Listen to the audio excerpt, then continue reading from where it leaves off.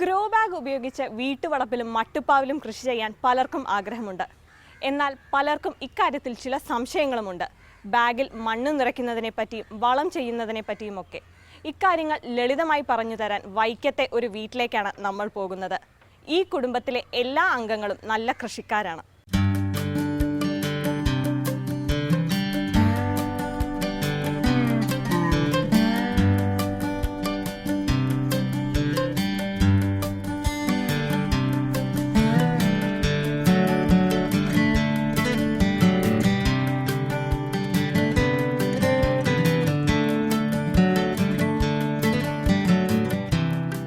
രമേശിന്റെ വീട്ടിന്റെ മട്ടുപ്പാവിൽ ഇല്ലാത്ത പച്ചക്കറികൾ ഒന്നുമില്ല. ഒരു വീടിന് വേണ്ടതിലും കൂടുതൽ സാധനങ്ങൾ ഇവിടെ നിന്ന് കിട്ടും. മറ്റു പല മട്ടുപ്പാവുകളിലെയും പോലെ ഗ്രോ ബാഗുകളിലാണ് ഇവിടെയും കൃഷി. നല്ല വെയിൽ കിട്ടുന്നതും ചോർച്ചയുണ്ടാകാത്തത്ര ശക്തിയുള്ളതുമായ മട്ടുപ്പാവുകളിൽ ഈ ശൈലിയിലെ കൃഷി എളുപ്പമാണ്. രണ്ടു മക്കളും ഭാര്യയും സജീവമായി പങ്കെടുത്താണ് പച്ചക്കറി കൃഷി ഇങ്ങനെ പൊലിപ്പിക്കുന്നത്. കുടുംബത്തിന് ഇതിലെ പൂവും കായൊക്കെ ഇടുമ്പോൾ ഒരു വല്ലാത്തൊരു സന്തോഷമാണ്. ഇതിൻ്റെ പുറകെ നടക്കുമ്പോൾ ഒത്തിരി ഒരു സംതൃപ്തിയുണ്ട്. പിന്നെ കുട്ടികളൊക്കെ അതിലേക്ക് വരുന്നു. അപ്പോൾ അതിൻ്റെയൊക്കെ പിന്നെ കുറേ ആൾക്കാർ മിക്കവാറും വരാറുണ്ട് കാണാനൊക്കെ. അപ്പോൾ കുറച്ച് വിത്തുകളും തൈകളും ഒക്കെ കൊടുക്കുമ്പോൾ അതിൻ്റേതായൊരു സന്തോഷമൊക്കെ ഉണ്ടാവാറുണ്ട്.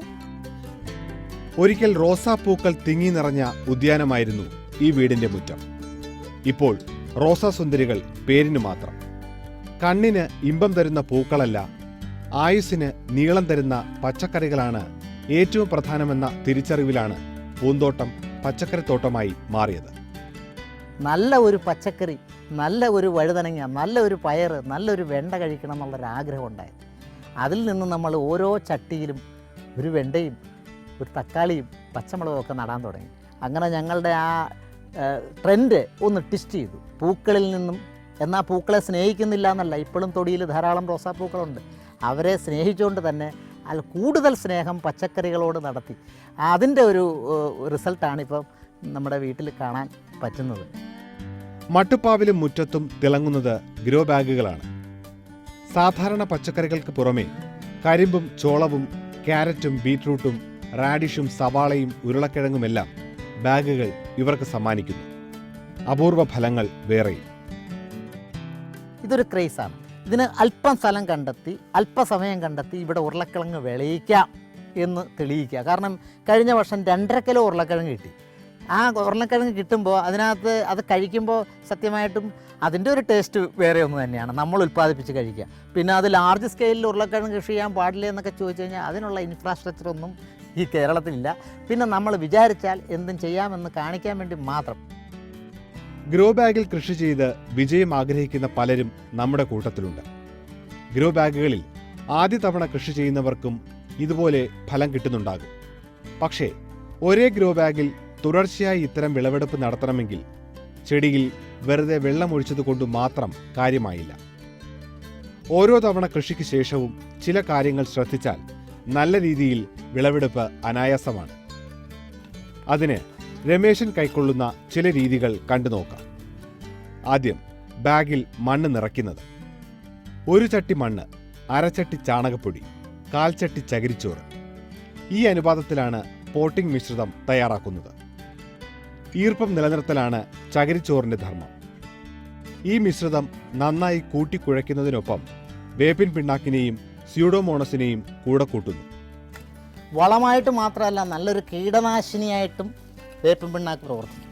വേരുകളെ ബാധിക്കുന്ന കീടങ്ങൾക്കെതിരെ വേപ്പിൻ പിണ്ണാക്ക് വളരെ ശക്തമായി പ്രതിരോധിക്കും. സൂക്ഷ്മജീവികളായ ബാക്ടീരിയകളെ നശിപ്പിക്കാൻ, വേരിലെ ബാക്ടീരിയ കീടങ്ങളിൽ നിന്നും രക്ഷിക്കാൻ ഈ സൂഡോമോണസ് വളരെ പ്രയോജനപ്പെടും. UV പ്രൊട്ടക്റ്റഡ് പോളി ബാഗാണ്. ഇതൊരു 3 കൃഷി കഴിഞ്ഞതാണ്, പുതിയതല്ല. 3-4 കൃഷിക്ക് ഈ പോളി ബാഗ് ഉപയോഗിക്കാം. ഒരു കൃഷി കഴിഞ്ഞാൽ അതിലെ മണ്ണ് തിരിച്ച് കൊട്ടിയിട്ട് ഇതേ പ്രോസസ്സിങ്ങിലൂടെ വീണ്ടും ഉപയോഗിക്കാം. ട്രേകളിൽ മുളപ്പിച്ച മുളക്, പയർ, വെണ്ട എന്തുവാട്ടെ അതെടുത്ത് ഇതിലേക്ക് പറിച്ച് നടുക.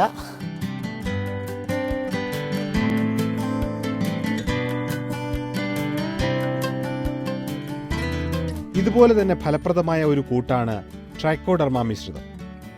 സാധാരണ അടിവളം തയ്യാറാക്കുന്ന പോലെ എളുപ്പമല്ലെങ്കിലും വിളവ് സാധാരണയിലും കൂടുതലായിരിക്കുമെന്ന് രമേശൻ ഉറപ്പു തരുന്നു. ചാണകപ്പൊടിയിൽ ട്രൈക്കോഡർമ ജീവാണു ആവശ്യത്തിന് ചേർക്കുക. ആവശ്യത്തിന് ചേർക്കുക എന്ന് പറഞ്ഞാൽ ഒരു 4 ചട്ടി ചാണകത്തിൽ ഒരു 5 ഗ്രാം മുതൽ 10 ഗ്രാം വരെ ചേർക്കാം ട്രൈക്കോഡർമ. അതിനുശേഷം ഒരു 200-250 ഗ്രാം വേപ്പിൻ പിണ്ണാക്ക് കൂടെ ചേർത്ത് മിക്സ് ചെയ്യുക. ഇത് അതിൻ്റെ പാകം പറയുകയാണെങ്കിൽ പുട്ടിന് വെള്ളം ചേർത്ത് കുഴയ്ക്കുന്ന ഈർപ്പമേ വരാവൂ. അതായത് പുട്ട് കുഴയ്ക്കുന്ന ഈർപ്പേ വരാവൂ, കൂടുതൽ വെള്ളം പാടില്ല. എന്നിട്ട് അതിൻ്റെ മുകളിൽ ഒരല്പം വെള്ളം തളിച്ചു കൊടുക്കണം. 4-5 ദിവസം കഴിയുമ്പോൾ ഇതിൻ്റെ മുകളിൽ പച്ചപ്പ്, ചെറിയ ചെറിയ പച്ചപ്പുകൾ കാണാം. അപ്പോഴാണ് ട്രൈക്കോഡർമ ജീവാണു, ആ സൂക്ഷ്മ ബാക്ടീരിയ ഇതിൽ പ്രവർത്തിച്ചു തുടങ്ങുന്നത്. ഇത് ചെടികൾക്ക് നല്ല അടിവളമാണ്. മാത്രമല്ല വേരുകളെ ആക്രമിക്കുന്ന ബാക്ടീരിയകളെ ഈ ട്രൈക്കോഡർമ സൂക്ഷ്മജീവികൾ നശിപ്പിക്കുന്നു. അങ്ങനെ വേര് ശക്തമായ രീതിയിൽ വരികയും ചെടികൾ ആർത്ത് വളരുന്നതും നമുക്ക് കാണാൻ സാധിക്കും. ഗ്രോ ബാഗുകൾ റീഫില്ല് ചെയ്യുന്നതിന് മുമ്പ് കുമ്മായത്തിന്റെ പ്രയോഗം നല്ലതാണ്. അളവും രീതിയും പ്രത്യേകം ശ്രദ്ധിക്കണം.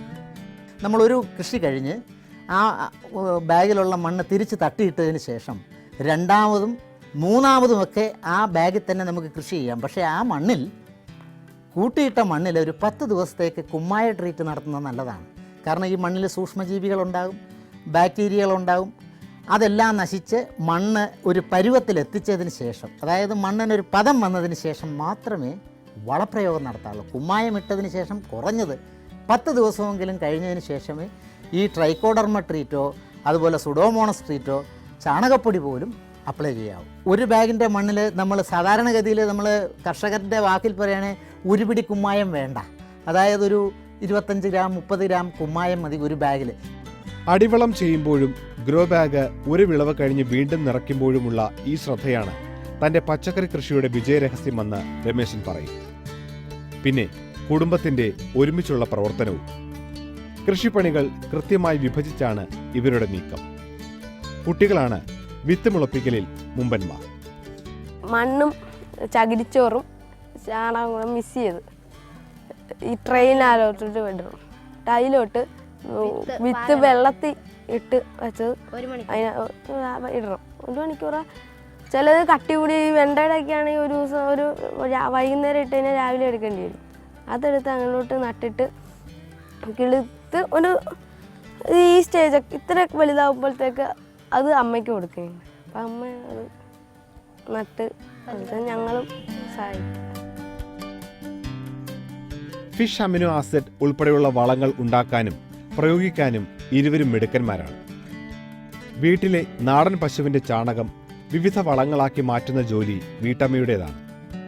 ചാണകം കപ്പലണ്ടി പിണ്ണാക്കും ചേർത്ത് പുളിപ്പിച്ചൊഴിക്കുന്നത് കൂടാതെ അല്പം മിനക്കെട്ട് ജീവാമൃതം ഉണ്ടാക്കുന്നതിൻ്റെയും ഗുണം ചെടികളിൽ കാണാനുണ്ട്. കൂടാതെ പഞ്ചഗവ്യവും. പശുവിൻ്റെ 5 സാധനം, അതായത് പാല്, തൈര്, മോര്, നെയ്യ്, ചാണകം, ഗോമൂത്രം, ഇത്രയും സാധനം ഉപയോഗിച്ചാണ് പഞ്ചഗവ്യം ഉണ്ടാക്കുന്നത്. ഒരു 5 കിലോ ചാണകമാണെങ്കിൽ ഒരു 2 ലിറ്റർ ഗോമൂത്രം, 1 ലിറ്റർ പാല്, 1 ലിറ്റർ തൈര്, ഒരു 1/4 കിലോത്തോളം നെയ്യ്, ഇത്രയും ഉപയോഗിച്ചാണ്. ചാണകവും നെയ്യും നന്നായി മിക്സ് ചെയ്തതിന് ശേഷം ഗോമൂത്രം ഒഴിച്ച് മിക്സ് ചെയ്യുക. അതിനുശേഷം പാലും തൈരും ഒഴിച്ച് മിക്സ് ചെയ്ത് വയ്ക്കുക. ദിവസം 2 നേരം ഇളക്കി കൊടുക്കണം. 15ാമത്തെ ദിവസമാണ് ഇത് ശരിക്കും ഉപയോഗിക്കാൻ പാകമാകുന്നത്. ഈ 15 ദിവസം കഴിഞ്ഞതിന് ശേഷം ഈ മിശ്രിതം എടുത്ത് 6 മാസം വരെ നമുക്ക് ഉപയോഗിക്കാം. 10 ലിറ്റർ വെള്ളത്തിന് 1 ലിറ്റർ ഈ പഞ്ചഗവ്യം ഒഴിക്കുക എന്നുള്ളതാണ്.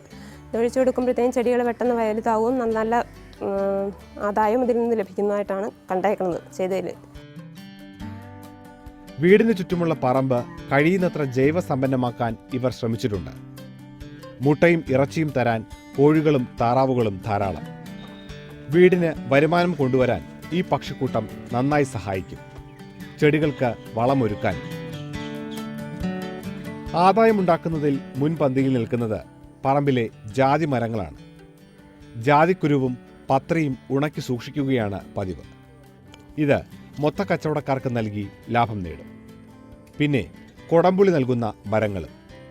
വലിയ പുളിമരങ്ങളിലെ കായകൾ പച്ചനിറം മാറി മഞ്ഞയായി മാറുമ്പോൾ വിളവെടുക്കാം. പുളി ആവശ്യക്കാർക്ക് മുഴുവൻ കൊടുക്കാൻ ഒരിക്കലും തികയാറില്ല.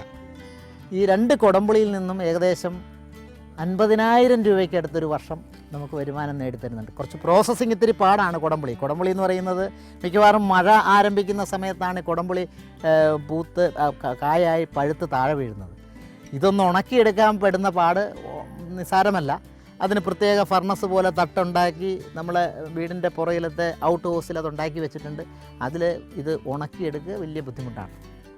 ആകെയുള്ള 1.5 ഏക്കർ കൃഷിയിടത്തിൽ ഒതുങ്ങുന്നതല്ല രമേശിൻ്റെ കൃഷിപാഠങ്ങൾ. നാട് നീളെ കൃഷി പ്രചരിപ്പിക്കാൻ മുൻകൈ എടുക്കുന്നതിൽ സന്തോഷമേ ഉള്ളൂ ഇദ്ദേഹത്തിന്. ഇതിനായി ജനമൈത്രി സംഘം എന്ന ഒരു കൂട്ടായ്മയും രൂപീകരിച്ചിട്ടുണ്ട്. പോകുന്ന സ്ഥലത്തേക്ക് നിന്ന് ഒരു ലീഫ്ലെറ്റൊക്കെ അടിച്ചു കൊടുത്തിട്ടുണ്ട്. അത്യാവശ്യം വിത്ത് കിട്ടുവാണെങ്കിൽ ആളുകൾക്ക് വിത്ത് കൊടുക്കും. ആ വിത്തും ഒരു ലീഫ്ലെറ്റും ചെയ്യേണ്ട രീതി ഇതൊക്കെ കൊടുക്കാറുണ്ട്. മിക്കവാറും ഒരു ദിവസം എനിക്ക് വരുന്ന ഫോണുകളിൽ ഏതാണ്ട് 30% വിളികളും കൃഷി സംബന്ധമായ വിളിയായിരിക്കും. ഇതേ പാതയിലാണ് മക്കളും. ഇവർ മുളപ്പിച്ചെടുക്കുന്ന തൈച്ചെടികൾ മറ്റു പല മുറ്റങ്ങളിലും വളർന്ന് തലയെടുത്ത് നിൽക്കുന്നു. സ്കൂളിൽ കൂട്ടുകാരെയും കൃഷി ചെയ്യാൻ പ്രേരിപ്പിക്കുന്ന ജോലി ഇവർ ഏറ്റെടുത്തിരിക്കുന്നു. ഞങ്ങൾ അച്ചിങ്ങ കൊണ്ടുപോകുമ്പോൾ ഞാൻ എൻ്റെ കൂട്ടുകാരൻ ചെയ്യും. ഞാൻ കൂട്ടുകാരന് കൊടുക്കുമ്പോൾ നിൻ്റെ വീട്ടിലുണ്ടായതാണോ എന്ന് ചോദിക്കും. അപ്പം അതെന്ന് ഞാൻ പറയുമ്പോൾ നിനക്ക് വിത്ത് വേണമെന്ന് ചോദിക്കും. അപ്പോൾ വിത്ത് കൊടുക്കുക. അപ്പം അവൻ നടും. കൃഷിഭവനും ആത്മയും സംഘടിപ്പിക്കുന്ന ട്രെയിനിങ് ക്യാമ്പുകൾ ഇവരുടെ ആത്മവിശ്വാസം കൂട്ടുന്നു. കൃഷി പഠനയാത്രകൾ നൽകുന്ന അനുഭവങ്ങളും അറിവുകളും സ്വന്തം മണ്ണിൽ പരീക്ഷിക്കുന്നു. അത്തരമൊരു യാത്രയിൽ നിന്ന് കിട്ടിയതാണ് ഈ സ്ട്രോബെറി ചെടികൾ. നമ്മുടെ നാട്ടിൽ സ്ട്രോബെറികൾ ഉണ്ടാകില്ലെന്ന മുന്നറിയിപ്പിനെ വെല്ലുവിളിച്ചപ്പോൾ ഫലമുണ്ടായി. തീർച്ചയായിട്ടും ചെയ്യാൻ പറ്റുന്നതാണ്. ഒരു അരമണിക്കൂർ സമയം മാറ്റിവെക്കാൻ, 2 നേരവും കൂടി ആയിട്ടായാലും മതി. അരമണിക്കൂർ മാറ്റിവെക്കാൻ മനസ്സുണ്ടെങ്കിൽ നമ്മുടെ കുഞ്ഞുങ്ങളെ ഓർത്ത് കുഞ്ഞുങ്ങൾക്ക് നല്ല ഭക്ഷണം കൊടുക്കാൻ, അത് മാത്രം വിചാരിച്ചു കഴിഞ്ഞാൽ ഏതൊരു വീട്ടമ്മയ്ക്കും ചെയ്യാവുന്ന കാര്യങ്ങളേ ഉള്ളൂ. ഇങ്ങനെ സ്വന്തം പരീക്ഷണങ്ങളും സ്വയം ഏറ്റെടുത്തിരിക്കുന്ന വെല്ലുവിളികളുമായി ജീവിതത്തിൽ പച്ചപ്പ് കണ്ടെത്തുകയാണ് ഈ കുടുംബം. LIC ഏജന്റായുള്ള ജോലി കൂടാതെ കർഷക തൊഴിലാളി സംഘടനാ പ്രവർത്തനം മുതൽ നാടകാഭിനയം വരെയുള്ള തിരക്കുകൾക്കെല്ലാം ഇടയിലും കൃഷിയെ മനസ്സിനോട് ചേർത്ത് നിർത്തിയുള്ള ജീവിതമാണ് രമേശൻ്റേത്. തിരക്കുകൾ എന്തുതന്നെയായാലും കൃഷി കഴിഞ്ഞേ മറ്റെന്തിനും ഈ മനസ്സിൽ സ്ഥാനമുള്ളൂ.